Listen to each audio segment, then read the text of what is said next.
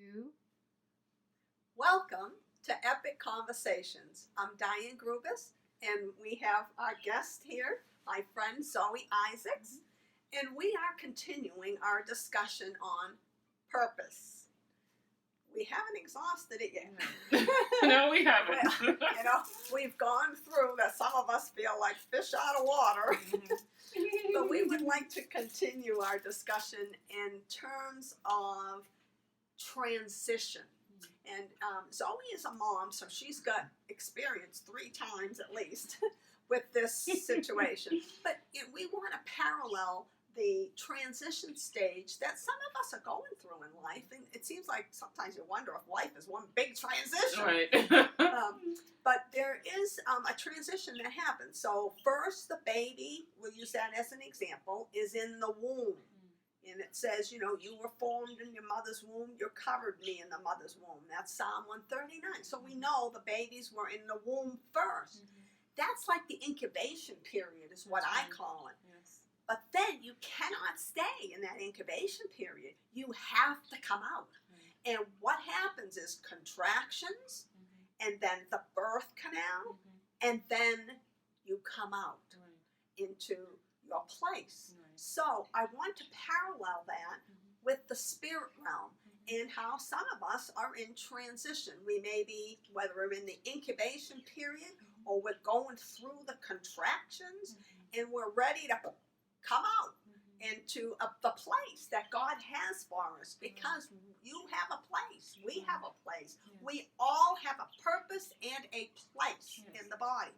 So how can you share from being a mom about this transition and being in your place? Well, I think with regards to purpose and transitioning, like you rightly said, it's very similar to when a mom is pregnant. I know for my 3rd child, I mean, like, I was done with pregnancy. I was like, can this baby just come out? I mean, so we go through stages in life where we know that God has a grand plan for us. It's like, definitely this baby is a grand plan.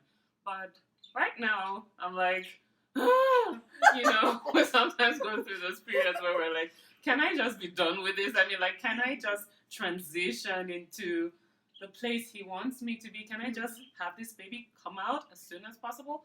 But of course, like we all know, the babies need to be fully cooked before they come out. We don't want, we know the risks associated with premature births and things like that. So we sometimes feel like that in life, where we know God has a good plan and He has a good purpose for us, but we're like, why is it taking so long? I mean, like, when can this thing be birthed? But we need it to be fully cooked, right? Yes. We need the baby to be as Fully mature formed. as possible, fully formed.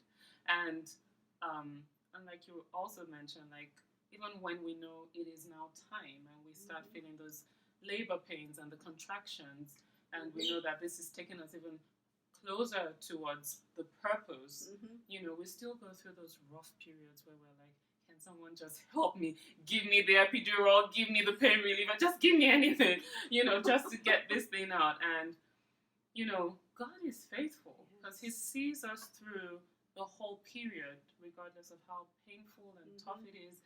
And even when the baby's going through the birth canal, I still remember, it's like, but then your baby comes out. I mean, not without pain, not without some discomfort, but then it's worth it in the end. It's worth staying true. It's worth holding on until that baby comes out.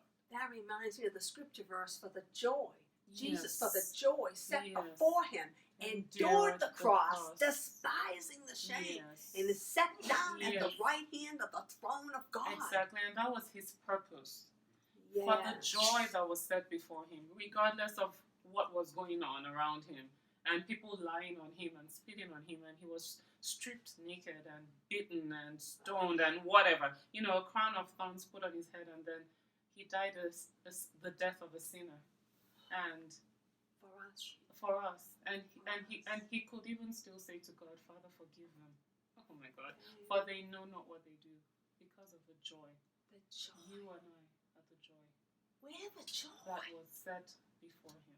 And you're the joy Yes. that was set before him. Yes.